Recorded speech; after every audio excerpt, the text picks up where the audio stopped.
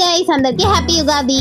Complete అయిపోయేసరికి morning 4 అయితే అయింది. ఇంకా ఏముంది, పడుకునేది ఉగాది కదా అనేసి ఇంకా లేచి రెడీ కూడా అయిపోయాను. ఇది కూడా కంప్లీట్ అయిపోయింది. అయిపోయిన తర్వాత ఇంకా ప్రసాదాలు మనకు చేయడం రాదు కాబట్టి మా మమ్మీ అయితే స్టార్ట్ చేసేసింది అనమాట. ఫస్ట్ అయితే ఉగాది పచ్చడి చేసింది అనమాట. దాని తర్వాత పులిహోర, సేమియా, గారెలు, పూర్ణాలు చేసేసింది అనమాట. సో హారతి కంప్లీట్ చేసుకొని ఇంకా టెంపుల్ కి అయితే వెళ్ళిపోయామన్నమాట.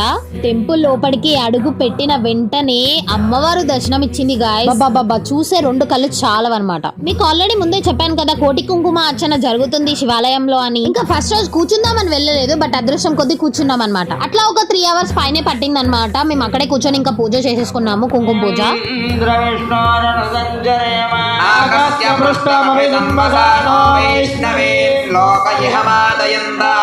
పూజ అయిపోయిన తర్వాత కుంకుమని మాత్రం అమ్మవారి దగ్గర వేసేస్తారు. ఈ 10 days అమ్మవారి దగ్గర వేస్తారు. చూడాలి ఎంత హైట్ వస్తుంది. హోమం చూసేసి పంచాంగం వినేసి అలా అయితే ఇంటికి వచ్చేసాను. బాయ్ గైస్, నెక్స్ట్ వ్లాగ్ లో మళ్ళీ కలుద్దాం.